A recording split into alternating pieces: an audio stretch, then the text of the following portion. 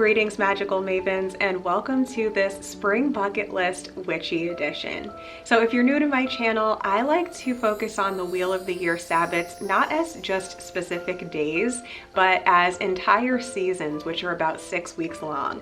This gives us the opportunity to, first of all, celebrate for the whole season, which makes just our day-to-day lives a lot more fun, but it also liberates us from this feeling of having to do all of the things to celebrate a Sabbat on that one day or that one weekend or even that whole 1 week. The spring equinox, also known as Ostara, is what we consider the first day of spring, and astrologically it is also the first day of Aries, which is the first sign of the zodiac. So in a way, it's almost like another New Year celebration. And of course, Aries is a fire sign. My moon is in Aries, so I really kind of get amped up and excited this time of year. And one thing I love to do to celebrate is doing something with fire, because I'm a little bit of a pyro. So if you're a little bit of a pyro too, definitely stay tuned to the end of the video where I'm going to actually do a tutorial on my favorite candle spell for this time of the year. Alright, so first things first, obviously this channel is called The Writing Witch, so it wouldn't be appropriate to make tip number 1 anything besides journaling on seasonal themes. If you've been around for a while, you've probably caught last year's videos where I actually went through the entire Wheel of the Year and actually gave you guys my favorite 3 journal prompts to do for each of the 8 seasons. So my favorite themes to focus on this time of year are recalibration, the inner child, and emergence. So we're not going to go super deep into those because I did make that video, which you can check out right here. But in a nutshell, this is the time of year when we are being invited by nature to kind of come out of our shell, almost like a seedling emerging through the soil and starting a new life. It's also a season where we're being invited to reset our energy.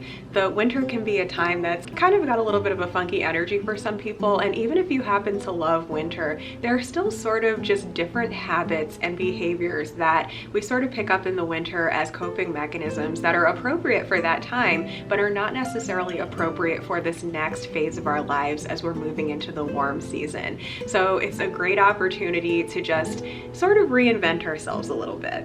And of course, the inner child is one of the best themes to focus on this time of year, because even in nature, we're seeing new creatures being born and new plant growth and just this fresh new energy.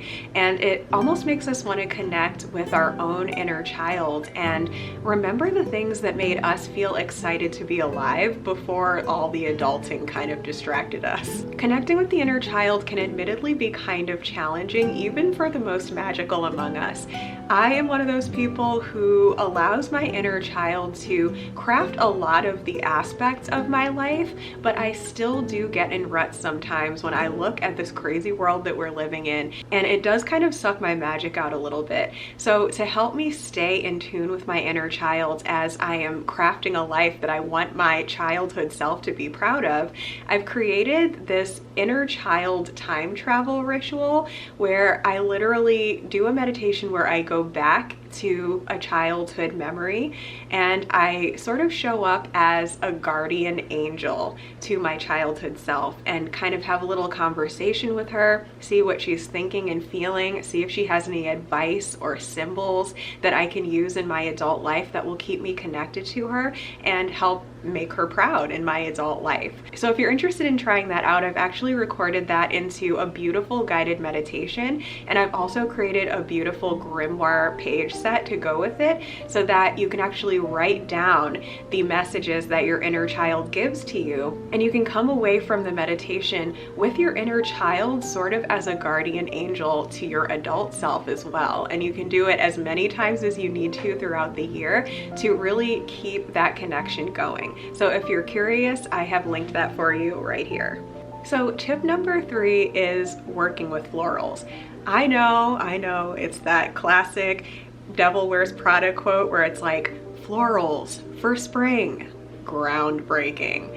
I know, guys, I know, but there is just nothing that really brings in that spring energy like flowers, and not just any flowers, but particularly ones that kind of look like spring flowers. Now, Full disclosure, these are fake. Where I live in Western New York, even at the spring equinox, which is celebrated at the end of March, it might still be blizzarding outside. Not always, but it sometimes is. So the way that you might want to go about working with florals in your practice might be totally different from the way I do. Yes, sometimes I just take the simple solution and use something fake just to kind of bring that energy in.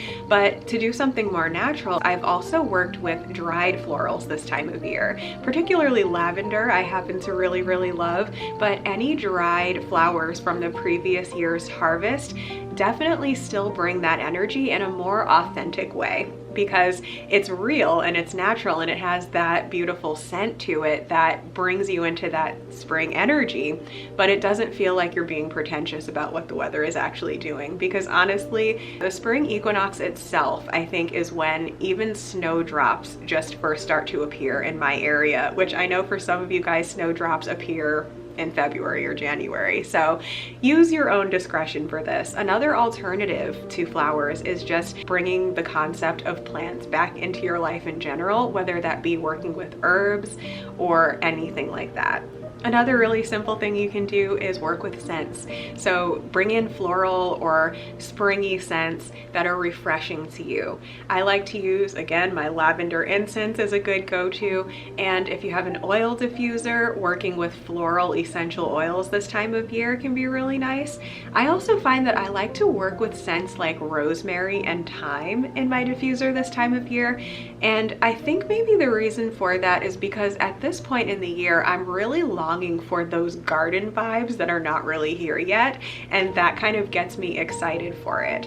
And actually, when I used to have a large yard and a garden that was at the ground level and got a lot of consistent sunlight, I actually had a thyme plant that stayed alive underneath the snow, and I could literally just go out and kind of dig it up whenever I needed to. I don't know if thyme normally does that or if that was just a magical happy accident, but ever since then, working with thyme for me has become something that's kind of seasonless and timeless, but I definitely like to work with it in the spring to start reminding me of what it was like to be outside and have a garden. And that moves us right into tip number 4, which is garden planning.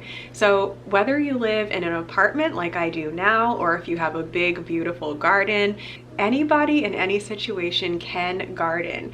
It is just gonna look different for each one of us. So this might mean starting seeds on your windowsill that will later be planted outside depending on your climate, or it might literally just be having a window garden. I have lived in apartments in the past that didn't have a patio. I manifested this apartment with a patio because for me it is a non-negotiable to have as much garden space as I possibly can, but I have had times when all I've had was a windowsill, and I have successfully grown quite a variety actually of different smallish plants, including herbs, flowers, and even some other edible vegetables like lettuce and things like that. So if you're looking for a way to really connect with nature, this is a great thing to do. And if you happen to be good with houseplants, this is also a great time to just attend to your houseplants. For example, in my current apartment, the sad truth is that I just don't get enough light in here. And in previous years, when I was first starting to collect houseplants and everything was doing great in the summertime, as soon as the autumn equinox rolled around, they didn't get enough light and some of my plants actually died on me. So I formed a tradition now where in the summertime and the springtime, I might put plants in different places around my home to really bring that sort of planty energy throughout the house. But in the colder months, they're pretty much all crammed into my west-facing window in my office. So spring equinox is a great time to maybe, first of all, attend to those plants, see how they're doing, maybe clean up any dead leaves that they might have, maybe even start to fertilize them, because plant people know that you should avoid fertilizing your plants when they're not growing as much because that can actually kill them. So the spring equinox is a good time to start fertilizing, moving them to different places, etc. And of course, if you're a little bit of a plant junkie, the spring equinox is always a great time to bring new plants into your home. I'm probably not going to be bringing too many plants into my home right now just because, like I said, I learned the hard way a couple of years ago that there's just not enough light in here once winter does come. And so it would be kind of sad to have all these plants in the summer and the spring and then not know what to do with them once the light changes, but we will see. And even if you can't do any of those things, this is a good time of year to just start learning about plants. For example, I am in the process of manifesting a home where I do have, again, a ground level garden and much more sunlight than I have here on my enclosed patio. But I am taking this time of year to watch garden videos on YouTube to get excited for that bigger garden that I'm going to manifest one day. I have a pretty good idea now of what I can actually grow on my patio and what I can't, but that doesn't mean that I can't learn about plants that I want to grow in the future that I'm not able to grow now, because that's all part of the manifestation process. It's creating space within our lives for that which we want to enter our lives. Personally, I am really looking forward to being able to grow squash. I have never successfully grown squash on this patio because I just don't get enough south-facing light, but that's something that I do still like to research and just kind of plant the seeds of intention, even if I'm not planting those actual seeds this year. And as a little bonus tip to that, there's also composting. Now, I know composting can be really, really difficult in certain living situations, and I struggled with that a lot until I kind of came up with the system that I have now. Now that I live in an apartment where I do have my own private patio, I am able to do some composting in a really large bucket. And in the spring and the summertime and even the fall, I am actively saving just about any and every biodegradable substance that becomes waste in my home for the compost. But in the winter, I do have to cut back on that because when it's freezing and wet or rainy or snowy, or like we're under pounds and pounds of snow like we were at the winter solstice this past year, it's not really possible for me to get out there and empty my kitchen compost buckets into the big compost and really like churn and tend to that compost. So I really only put food scraps and I avoid anything that's like large or bulky or anything like that. But the spring equinox is for me this year probably going to be the time when I empty out my 2 kitchen compost buckets that have been rotting for months and can actually start that practice of composting more consistently, including things like paper and garden matter, etc. I'm probably going to make a whole video on compost at some point because for me, working with compost is part of that plant, tend, harvest, compost cycle that I work with both physically and mentally as a witchy self-development enthusiast. And the first time that I discovered compost, it literally changed my life when I realized that we don't have to think of everything that goes to quote-unquote waste in our kitchen as something that has to end up in a landfill or something that is useless or harmful to the environment, when actually the natural order of things is for that to become new life by decomposing and becoming food for new plants and, bugs, etc. So if you're curious about the spiritual and physical benefits of composting, both for an eco-friendly lifestyle and for a more spiritually connected lifestyle, I invite you to leave a comment because I'm not sure how many of you guys are interested in that, but it's something that I do get very excited about and would love an excuse to talk about that. And the subject of gardening and compost does kind of cross over into our next tip, which is seasonal eating. So if you happen to eat eggs, as you know, this is a time of year when a lot of the time we are making eggs, whether you are dyeing eggs and decorating them and then eating them later, or if you're just using eggs and you're cooking more this time of year, the symbol of the egg is a universal symbol for fertility and rebirth. So if you're a kitchen witch, or if you'd like to start using some kitschy witchy tips in your life, one really simple way to do it is simply to work with eggs in a sort of mindful way this time of year. So when I first started my witchy practice years and years ago, I was also dating someone whose family was really into the mainstream seasonal holidays like Easter. And for Easter, they would always dye boiled eggs and then give them to their friends and family. So me and my partner at the time ended up with a ton of hard-boiled eggs. And so for the next few weeks, every day for lunch, we would make egg sandwiches out of these beautiful dyed eggs.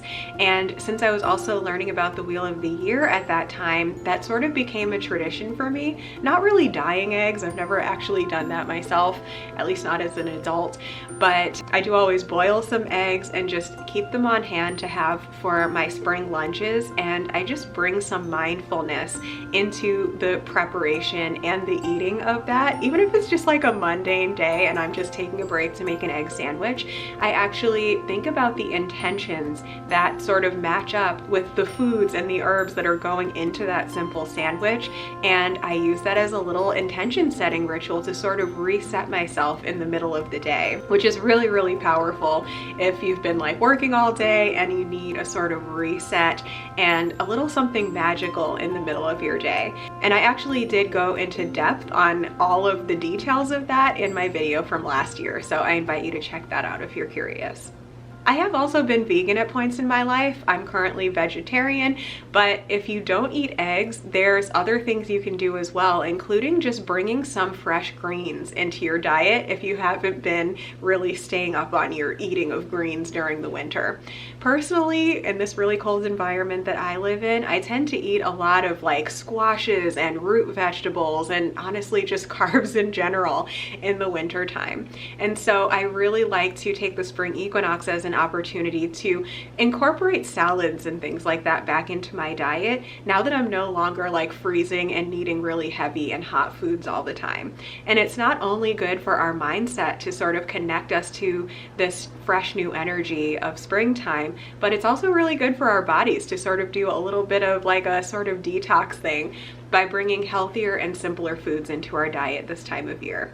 And on that note, that segues into our next tip, which is just being creative with eggs in general. Last year I did a full video on several different witchy crafts that you can do this time of year, all using natural eggs and eggshells. In that video, I showed you everything from the magical egg sandwich to this insanely elaborate Fabergé egg-inspired eggshell symbol for my altar and everything in between. Eggs are also accessible and eco-friendly, and if you happen to be in the broom closet, doing egg crafts this time of year is not going to out you as a witch because lots of people are doing it too. Since Christianity also has Easter, which most of its traditions are derived from the same sort of pagan origins and fertility rituals that pagans are celebrating. So it's definitely a fun time to just do some classic egg crafts. And again, if you're vegan, you can use plastic or wooden eggs. Obviously, I recommend wooden since they are more eco-friendly, but admittedly, a couple of years ago, I didn't have the funds to get like a ton of wooden eggs, and I wanted to redecorate my solstice trees, which are basically Christmas trees that I keep up year round, and I change them out for decorations for each of the Sabbath seasons. I wanted to cover those with decorative eggs, and as I mentioned in my egg crafting video, blowing out real organic eggs is really difficult, and I didn't want to do that like 30 times to make all these ornaments for my tree. So I did end up just going to the dollar store and getting some of those plastic eggs. And what's cool about those is that you can use them for intention setting spells. So you can just pop them open, put some herbs or some crystals or a little piece of paper with your intention in it, close it back, hang it on your tree or put it on your altar or whatever, and you can use that as a sort of manifesting spell box, which is really, really fun.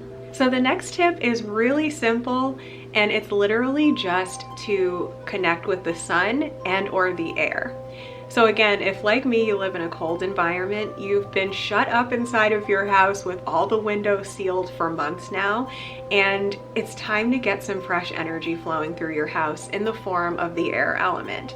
I'm an Aquarius, which is an air sign, so I do start to really, really long for fresh air around this time of the year. Unless it happens to be a blizzard that day, there are usually at least a few days during late March when I can actually open the windows, and on a particularly warm day, I might open every single window in my house and allow that cross breeze to just blow around in here and really just refresh and reset not just the physical air itself, but also energetically. I really feel like that changes the energy in the space and just kind of resets me for the springtime. Obviously, you can also go outside, weather permitting. So again, this is typically the time of year, unless it's blizzarding, that I will start to take more nature walks and start preparing my garden for springtime, even if that just means like sweeping up and tidying and moving some of the items around to kind of get a feel for where things are going to go, because I'm not going to be planting anything directly outside this time of year, not just yet.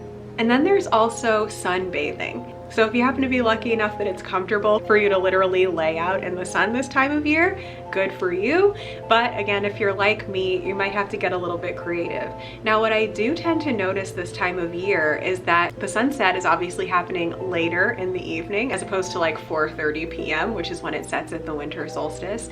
And so I notice that when I am in my office, for example, which has west-facing windows, that there is just so much beautiful golden hour light filling that room in the evening time, and it's much brighter and stronger than it has been all winter. So anytime that I notice that, even if I'm in the middle of a work project, I like to just stand for a moment with that sun on my body or on my face. If possible, I do actually look directly at the sun if it isn't too bright, because I heard a long time ago that like staring at the sun for a couple of seconds is supposed to sort of like cleanse and refresh your energy and release endorphins and all of that. It's called sun gazing. But if you're afraid to do that, or if the sun is too bright, you can actually just do it with your eyes closed and you can still kind of see the sun through your eyelids. And for me, that just feels so refreshing and cleansing and empowering. And so that is such a good practice. Also, if you happen to have a cat or a dog, you'll notice that this time of year is usually when they start rediscovering that evening sun patch. So my cat will often find that little spot on the floor that the sun is finally reaching to.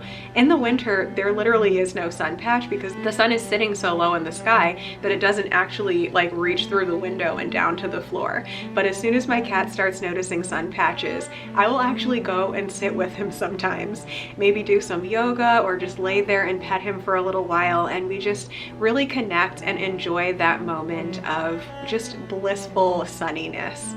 It's the magic of the present moment, because we know that within a few minutes or hours or whatever it is, depending on what time of the year, that sun patch will be gone until the next time we see it, which might be tomorrow, or it might be cloudy that day, so it might be later on. So it's kind of a mindfulness practice of stopping our habit of constantly thinking about the future or being upset about the past or whatever it is that we're busy adulting about, and it allows us to just have this simple moment of gratitude, which is such a powerful practice just in general, but it's also really good for manifesting more good vibes into your life.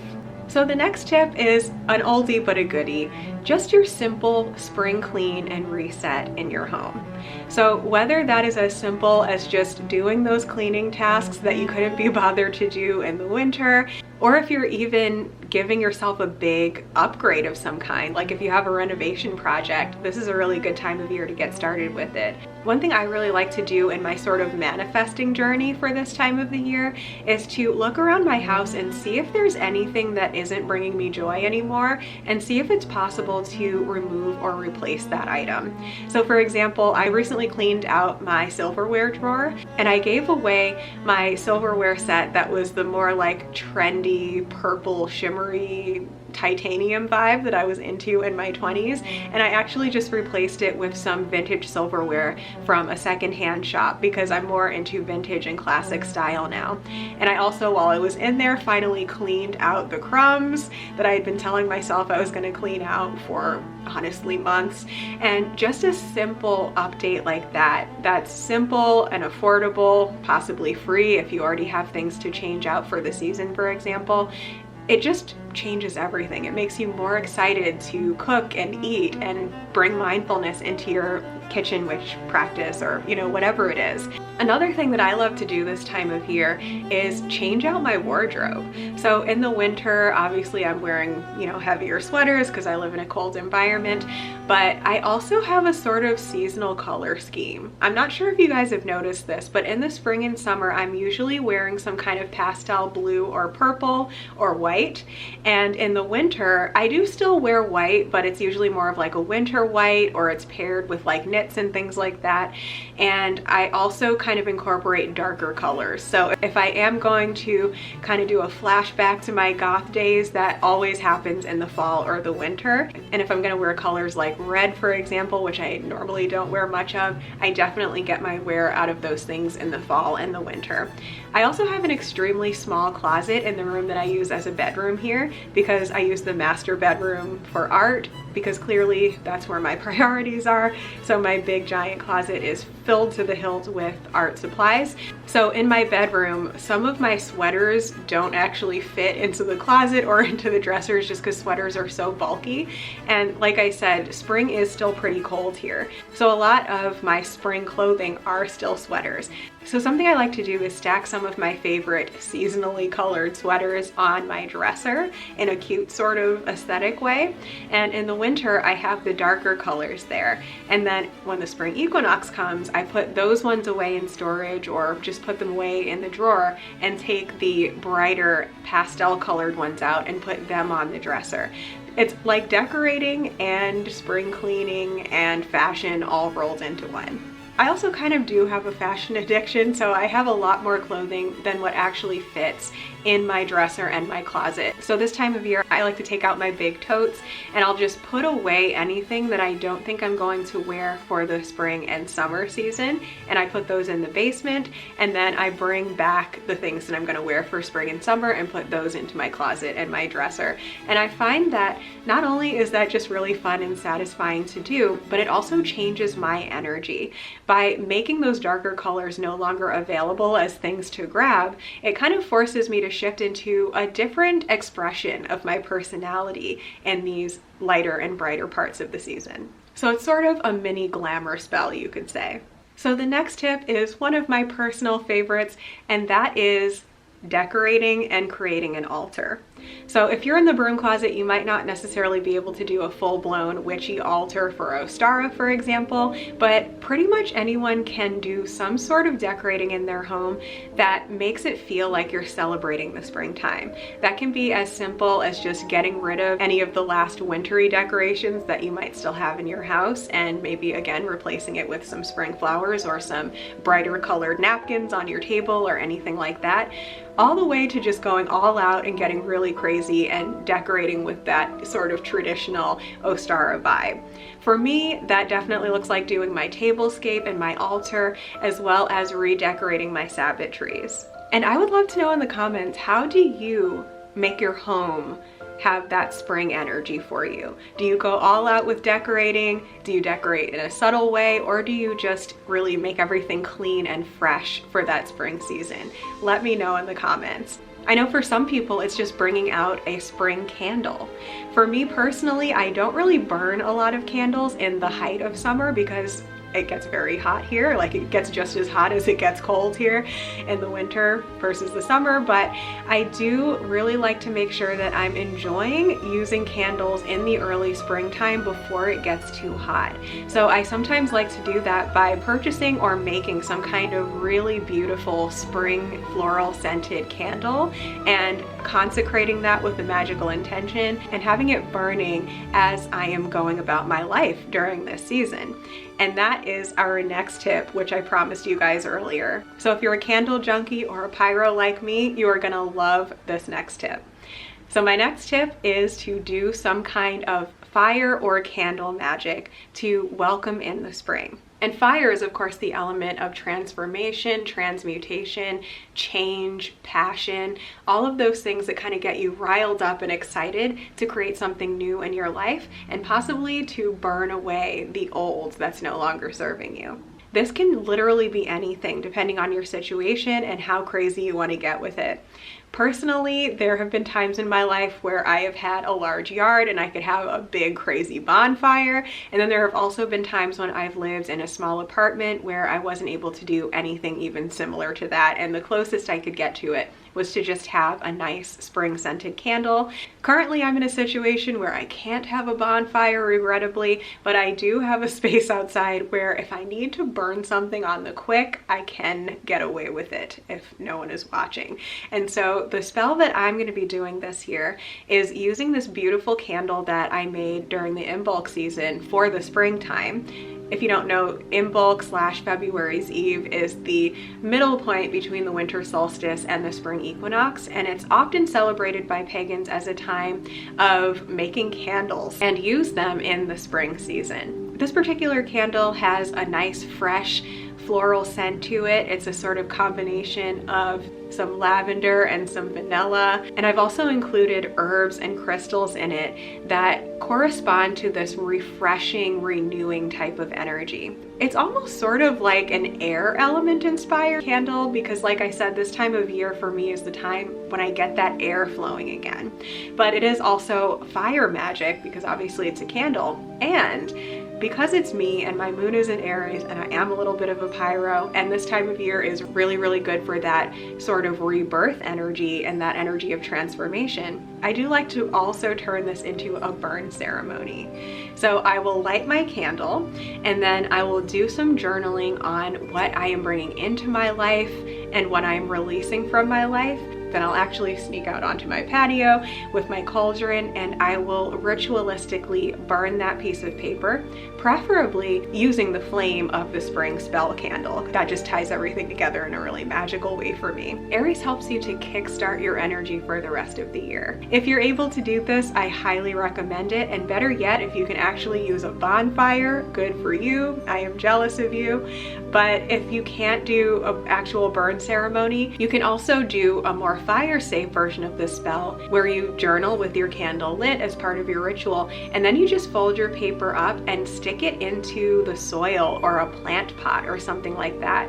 Even though the earth element is not as dramatic in its transformation effects as fire or as quick necessarily, it still has that same power of transformation just like every element does. And it does go along with this theme of stepping more into the garden vibes for this time of year. You can also throw it into a body of water on a nature walk. That is also just as good. If you saw my video in the fall with my friend Tanae Stewart, the Witch of Lupin Hollow, we talked a little bit about personal seasons and how the placement of your rising sign in your birth chart can help you to determine what your personal seasons are. So for me, my seasons are similar to the regular seasons, but they're slightly delayed. So for me, spring really starts kind of more at Beltane / May's Eve due to my personal astrology, as well as just the climate that I live in. So the spring equinox for me is not like full-blown spring vibes. It's more of an invitation to start stepping into spring